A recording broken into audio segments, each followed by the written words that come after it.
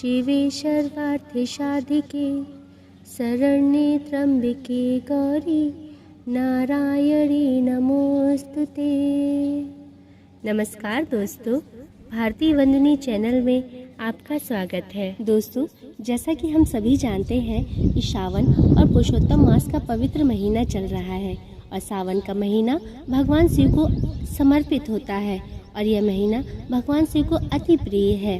सावन के महीने के हर सोमवार को भगवान शिव की पूजा की जाती है। ठीक उसी तरह से सावन महीने में आने वाले हर मंगलवार को माँ मंगला गौरी का व्रत रखा जाता है और इसमें माँ गौरी की पूजा की जाती है। माँ पार्वती की पूजा का विशेष महत्व सावन के महीने में माना जाता है। यदि सावन के हर मंगलवार को कोई भी स्त्री माँ मंगला गौरी का व्रत रखती है तो उसे अखंड सौभाग्यवती होने का वरदान भी मिल सकता है। यह व्रत महिलाएं अपने सफल, लंबे और सुखी स्थायी वैवाहिक जीवन की कामना के लिए रहती हैं। लेकिन आपको ध्यान रखना है कि यदि आप व्रत रख रही हैं तो इस व्रत में कथा को पढ़ना या सुनना अति आवश्यक होता है, क्योंकि बिना कथा के कोई भी व्रत पूरा नहीं होता है। तो आज के इस वीडियो में मैं आपको मंगला गौरी की कथा सुनाने जा रही हूँ और उसके बाद आपको तिथि, पूजा का शुभ समय और पूजा विधि भी बताऊंगी। अतः आपसे अनुरोध है कि आप इस वीडियो को पूरा देखें और अगर वीडियो पसंद आए तो वीडियो को लाइक और चैनल को सब्सक्राइब अवश्य करें और बगल में बनी हुई घंटी को अवश्य दबा दें और अपना प्रेम हम तक भेजते रहें। तो चलिए भगवान शिव और माँ गौरी के दर्शन करते हुए माँ मंगला गौरी की कथा शुरू करते हैं। पौराणिक कथा के अनुसार एक समय की बात है, एक शहर में धर्मपाल नाम का एक व्यापारी रहता था। उसकी पत्नी बहुत खूबसूरत थी और उसके पास बहुत धन संपत्ति भी थी, लेकिन उनके कोई संतान न होने के कारण वे काफी दुखी रहा करते थे। ईश्वर की कृपा से उनको एक पुत्र की प्राप्ति हुई, लेकिन वह अल्पायु था। उसे यह श्राप मिला था कि 16 वर्ष की उम्र में सांप के काटने से उसकी मौत हो जाएगी। संयोग से उसकी शादी 16 वर्ष से पहले ही एक युवती से हुई, जिसकी माता माँ मंगला गौरी का व्रत किया करती थी। अतः उन्होंने अपनी पुत्री को भी माँ मंगला गौरी की व्रत की महिमा और नियम समझाए हुए थे और उसे भी माँ मंगला गौरी का व्रत करने की सलाह दी थी। परिणाम स्वरूप उसने अपनी पुत्री के लिए एक ऐसे सुखी जीवन का आशीर्वाद प्राप्त किया था जिसके कारण वह कभी विधवा नहीं हो सकती थी। अतः अपनी माता के इसी व्रत के प्रताप से और अपनी भक्ति से धर्मपाल की बहू को अखंड सौभाग्य की प्राप्ति हुई। इस वजह से धर्मपाल के पुत्र ने 100 साल की लंबी आयु प्राप्त की।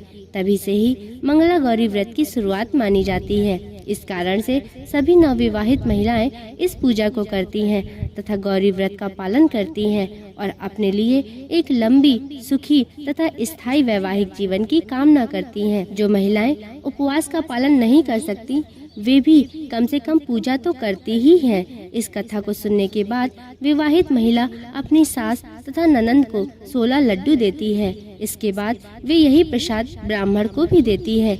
इस विधि को पूरा करने के बाद व्रती 16 बाती वाले दिए से देवी की आरती करती है।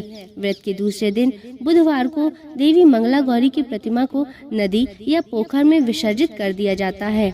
अंत में माँ गौरी के सामने हाथ जोड़कर अपने समस्त अपराधों के लिए एवं पूजा में हुई भूल चूक के लिए क्षमा मांगनी चाहिए। इस व्रत और पूजा को परिवार की खुशी के लिए लगातार 5 वर्षों तक किया जाता है। अतः शास्त्रों के अनुसार यह मंगला गौरी व्रत नियमों के अनुसार करने से प्रत्येक मनुष्य के वैवाहिक सुख में बढ़ोतरी होकर पुत्र पौत्र आदि भी अपना जीवन सुख पूर्वक गुजारते हैं। ऐसी इस व्रत की महिमा है। तो चलिए अब इस व्रत की पूजा विधि ध्यान से सुनिए जो मैं आपको बताने जा रही हूँ। श्रावण मास के मंगलवार के दिन ब्रह्म मुहूर्त में जल्दी उठना चाहिए। नित्य कर्मों से निवृत्त होकर साफ सुथरे धुले हुए अथवा नए वस्त्र धारण कर व्रत करें। माँ मंगला गौरी यानी पार्वती जी का एक चित्र अथवा प्रतिमा ले, फिर बताए हुए मंत्र के साथ व्रत करने का संकल्प ले। मम पुत्रा पौत्रा सौभाग्य वृद्धये श्री मंगला गौरी प्रतीर्थ्यम 5 वर्ष पर्यंतम मंगला गौरी गौरी व्रतमहम करिष्ये। अर्थात मैं अपने पति पुत्र पौत्रों, उनकी सौभाग्य वृद्धि एवं मंगला गौरी की कृपा प्राप्ति के लिए इस व्रत को करने का संकल्प लेती हूँ। तत्पश्चात मंगला गौरी के चित्र या प्रतिमा को एक चौकी पर सफेद फिर लाल वस्त्र बिछाकर स्थापित किया जाता है। प्रतिमा के सामने एक घी का दीपक, वो भी आटे से बनाया हुआ, उसे जलाना चाहिए। दीपक ऐसा हो जिसमें 16 बत्तियां लगाई जा सके। इसके बाद यह मंत्र बोलना चाहिए, कुमकुमा गुरु लिप्तांगा सर्वाभरण भूषिताम नीलकंठ प्रिया गौरी वंदे हम मंगलाहयाम।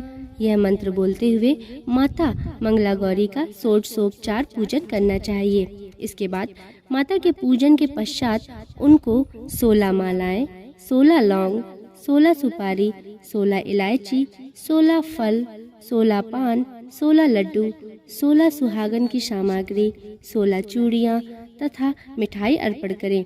इसके अलावा 5 प्रकार के सूखे मेवे, 7 प्रकार के अनाज धान्य जिसमें गेहूं, उड़द, मूंग, चना, जौ, चावल और मसूर आदि चढ़ाएं। पूजन के बाद मंगला गौरी की कथा सुनी जाती है।